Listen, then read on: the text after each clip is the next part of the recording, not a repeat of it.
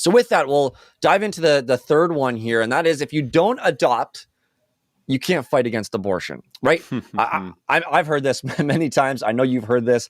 I'll never forget a story. My aunt was she's adopted. I think she's my aunt, or maybe my mom's aunt, or my mom's cousin. Anyway, a relative of mine has adopted, and she was walking in the March for Life, and a protester was yelling at her and said something along these lines, and she had her adopted son with her, and she was like, "Oh, by the way, yeah, here he is. Like, this is, I have adopted. Here's my son." And that shut the protester up pretty quickly. But the sort of truth that abortion is wrong does not hinge on the fact that pro-lifers might adopt or might not adopt.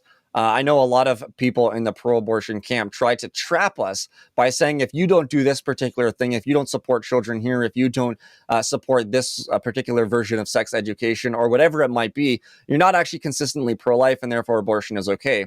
But abortion doesn't hinge on whether I do anything. I could be a real jerk in life. I could be a real great guy in life doing anti-abortion work. And that doesn't change whether abortion is right or wrong. We need to look at like what abortion is. And so when someone says something like this, Cam, is there something they're getting at here as well? Why would people typically say something like this as a way to sort of stump pro-lifers and justify their position on abortion? I feel like at its core, Peter, we're dealing with a put up or shut up kind of situation where we get people who are saying, you are an armchair critic. You are coming from your perspective of untarnished, no challenges, no difficulties, no experience with these hard circumstances, and trying to speak into the mire of real life.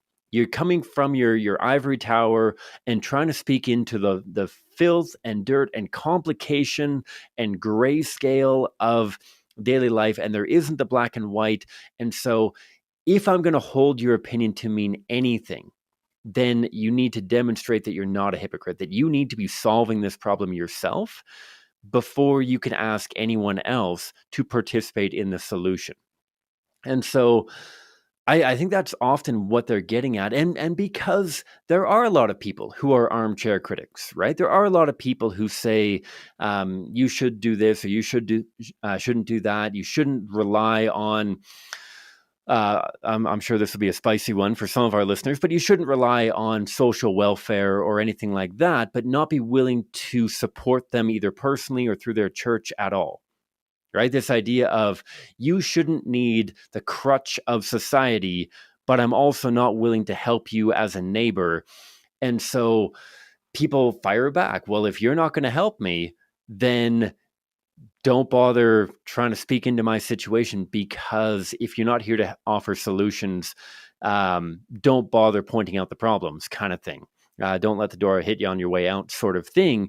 And they're really just trying to challenge pro-lifers to be consistent in some way. And I do in some ways respect them for that. I think that it is worth distinguishing between the people who say you have to demonstrate that you actually materially ante-up on this pro-life issue versus you have to adopt all of the children. Because I think there is something of a meaningful difference there, that it's not just a matter of doing something. You have to do everything. You have to be willing to adopt my child and my neighbor's child and my best friend's child and everybody else's child at the drop of a hat before I refuse to kill my child, sort of thing. And that's what they're getting at, Peter. Yeah, that's right. And I think being in the pro-life community, knowing a lot of pro-lifers, there are a lot of pro-lifers who are doing a lot. We've talked about this before in terms of Laura Clausen from Choice for Two's Amazon registries that she has for pregnant mothers who decided against abortion, and how those fill up so quickly from pro-lifers across Canada, the United States, and perhaps other places in the world as well. Pro-lifers are quick to stand up when the opportunity presents itself in many ways. Now, there's going to be anomalies. There's going to be the pro-lifers that we find who are hypocrites. But again, that doesn't change the fact that abortion is immoral, that abortion ends the life of a human being. It doesn't change the fact that abortion is in and of itself evil. And so how do we respond to someone when they say something like this, Cam? When perhaps they're asking you, I've had people on the streets they say, well, have you adopted anyone? Like, do you adopt anyone? Do you spend money on this? Do you spend money on that? Do you give your time to this sort of thing? Now, for me, I mean, when you think about it, it's easy to get sidetracked. It's easy to talk about all these different issues. This is what I believe about sex education. This is what I think pregnancy resource centers should do. This is what they are doing, and this is what I've given to them in the last month or year or whatever it might be. It's easy to get sidetracked and not actually talk about abortion. You've mentioned this before, that abortion activists win when they change the conversation, divert the conversation and our attention to talk about something other than abortion. And so it's easy to do that. It's easy to be diverted. It's easy to be distracted. But how can we respond in a way that, we recognize what we're saying, we take into consideration what they are saying, but we also go back to the topic of abortion and highlight the inhumanity of that practice. And so how do we do that, Cam? Yeah. So again, you walk through the same steps of common ground analogy question. You find the common ground that you and I agree that it can be incredibly hypocritical if people are speaking into an injustice, but not willing to do anything. Imagine that there was a ton of people who were killing their born children. Imagine that there was an injustice like that happening.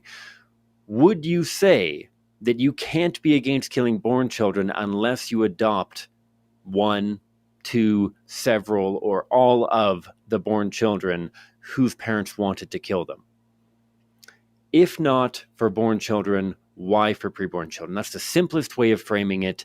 That pivots us back to the fact that we've gone through a couple times here and constantly throughout the show that this isn't about whether or not pro-lifers are consistent. I mean, if somebody was going to go through an orphanage and say, you know what, we're cutting back funding, we're going to throw these kids on the street, or even better than that, because on the street they're just going to steal and loot and graffiti and listen to bad music and all that kind of stuff.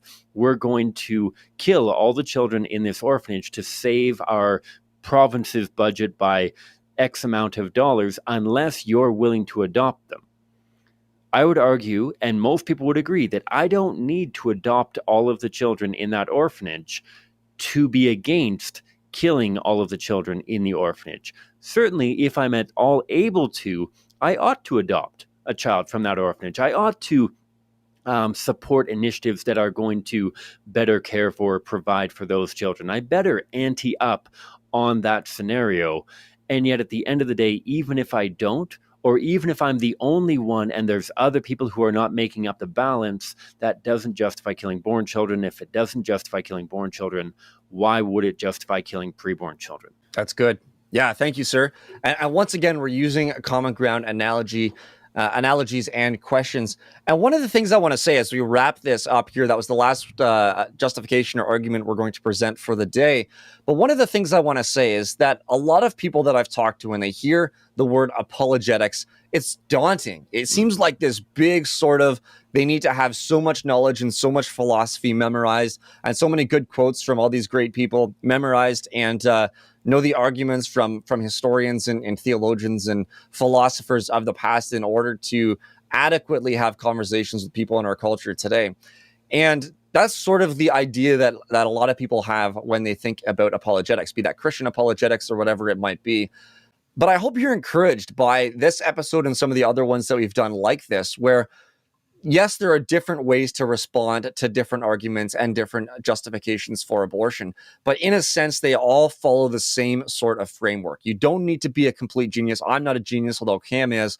You don't have to be able to memorize extensive arguments and know just so much content. But you have to have like this structure. You need to know a little bit, of course, but these apologetics are simple in a way that you're able to engage with them. You're able to interact with others with these arguments. And as we've seen time and again on the streets with interns who are new, just the same as staff members who are experienced, or even volunteers who are experienced, people are changing their minds because of these arguments as they're coupled with abortion victim photography. Subscribe to the Pro-Life Guys podcast YouTube channel for more clips like this, and for full episodes of the Pro-Life Guys podcast, find us on all of your favorite podcast catchers.